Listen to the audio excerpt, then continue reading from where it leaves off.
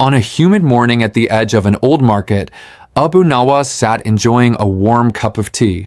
Suddenly, an itinerant herbalist stood amidst the crowd, shouting loudly, "Listen, everyone. The more you sweat, the more toxins leave your body. The smellier, the healthier." Some passers-by nodded, including a young man whose face was flushed red after a quick run around the village. Abu Nawas slowly sipped his tea. He murmured, if that were true, then the sweatiest person would be the purest in the world. The herbalist looked at him, exclaiming, "Exactly. This master truly understands." The crowd began to press closer. Abu Nawas stood up casually. "Then allow me to ask one simple thing. Mr. Herbalist, when you cook your herbal medicine at home, does the pot that releases the most steam mean it's releasing the most toxins?" The herbalist flinched. "Of course not. That steam is just water evaporating." Abu Nawas continued, "Then what is the difference between human sweat and steam from a pot?" He added, "Doesn't our body also heat itself, causing water to exit through our pores?"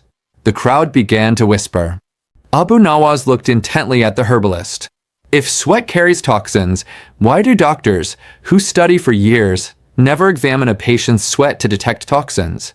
He continued, "Why do they always examine blood, kidneys, or liver function?" The herbalist opened his mouth, but no words came out. Abu Nawas turned to the young man who had been wiping his sweaty forehead.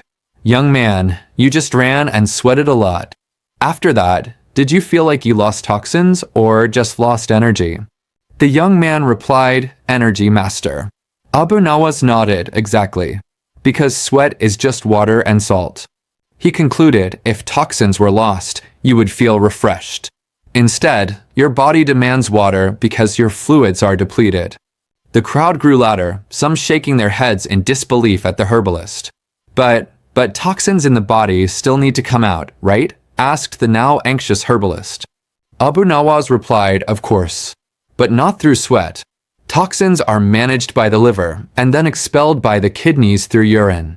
He added, "Just like this market, trash is managed and disposed of by sanitation workers, not by an herbalist shouting in the street."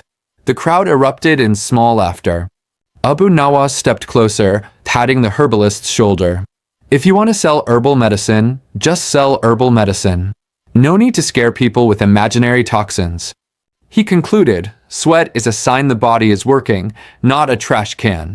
A woman raised her hand, "So, if we exercise and sweat a lot, it doesn't mean toxins are coming out?" Abu Nawas answered, "No. It means your body is cooling itself. Your toxins are still waiting in your liver and kidneys to be dealt with."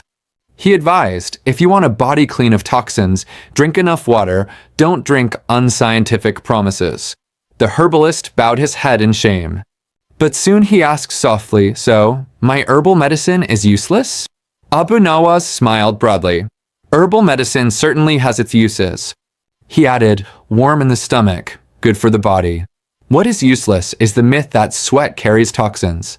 That only makes people fear their own bodies." The crowd nodded in understanding, and the herbalist sighed deeply. "All right, from today, I will stop saying sweat removes toxins." Abu Nawas said, "Good. Because if sweat truly carried toxins, we would all be walking poisonous wells." Laughter erupted. Buyers resumed their activities with brighter faces, while the herbalist tidied his pots, this time with a shy but honest smile. Abu Nawas returned to his seat, sipping his now almost cold tea. He smiled faintly, witnessing how simple logic sometimes triumphs over the loudest shouts in the market. As the sun began to set and the market's hustle slowly subsided, Abu Nawas looked at the people now walking with new knowledge. He adjusted his turban and said softly but clearly, as if concluding the day's lesson, "Knowledge is not to make us seem smart, but so we are not easily deceived. Myths can sound convincing, but truth can always be tested. As long as we are willing to think, our bodies will not be feared by baseless stories."